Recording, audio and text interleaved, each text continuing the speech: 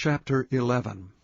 And it came to pass, when Jabin king of Hazor had heard those things, that he sent to Jobab king of Madon, and to the king of Shimron, and to the king of Achshaph, and to the kings that were on the north of the mountains, and of the plains south of Chinneroth, and in the valley and in the borders of Dor on the west, and to the Canaanite on the east and on the west, and to the Amorite and the Hittite, and the Perizzite and the Jebusite in the mountains, and to the Hivite under Hermon in the land of Mizpeh. And they went out, they and all their hosts with them, much people, even as the sand that is upon the seashore in multitude, with horses and chariots very many.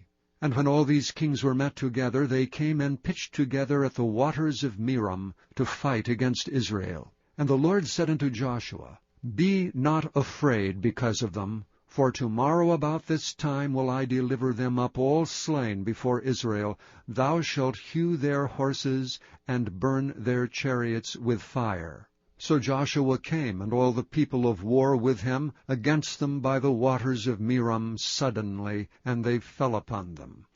And the Lord delivered them into the hand of Israel, who smote them and chased them unto great Zidon, and unto Misrephoth-maim, and unto the valley of Mizpeh eastward, and they smote them until they left them none remaining. And Joshua did unto them as the Lord bade him. He hewed their horses and burnt their chariots with fire. And Joshua at that time turned back, and took Hazor, and smote the king thereof with the sword. For Hazor before time was the head of all those kingdoms.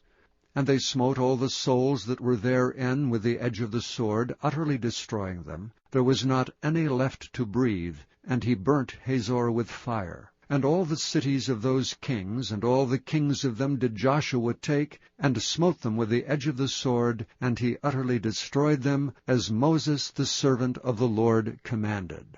But as for the cities that stood still in their strength, Israel burned none of them, save Hazor only. That did Joshua burn. And all the spoil of these cities, and the cattle the children of Israel took for a prey unto themselves, but every man they smote with the edge of the sword, until they had destroyed them, neither left they any to breathe.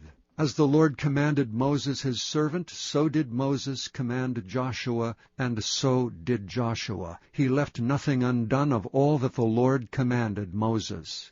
So Joshua took all that land, the hills, and all the south country, and all the land of Goshen, and the valley and the plain, and the mountain of Israel, and the valley of the same, even from the mount Halak, that goeth up to Seir, even unto Baalgad, in the valley of Lebanon, under Mount Hermon. And all their kings he took, and smote them, and slew them. Joshua made war a long time with all those kings. There was not a city that made peace with the children of Israel, save the Hivites, the inhabitants of Gibeon. All other they took in battle. For it was of the Lord to harden their hearts, that they should come against Israel in battle, that he might destroy them utterly, and that they might have no favor, but that he might destroy them, as the Lord commanded Moses. And at that time came Joshua, and cut off the Anakims from the mountains, from Hebron, from Debir, from Anab, and from all the mountains of Judah, and from all the mountains of Israel. Joshua destroyed them utterly with their cities. There was none of the Anakims left in the land of the children of Israel. Only in Gaza and Gath, and in Ashdod there remained. So Joshua took the whole land according to all that the Lord said unto Moses, and Joshua gave it for an inheritance unto Israel, according to their divisions by their tribes. And the land rested from war.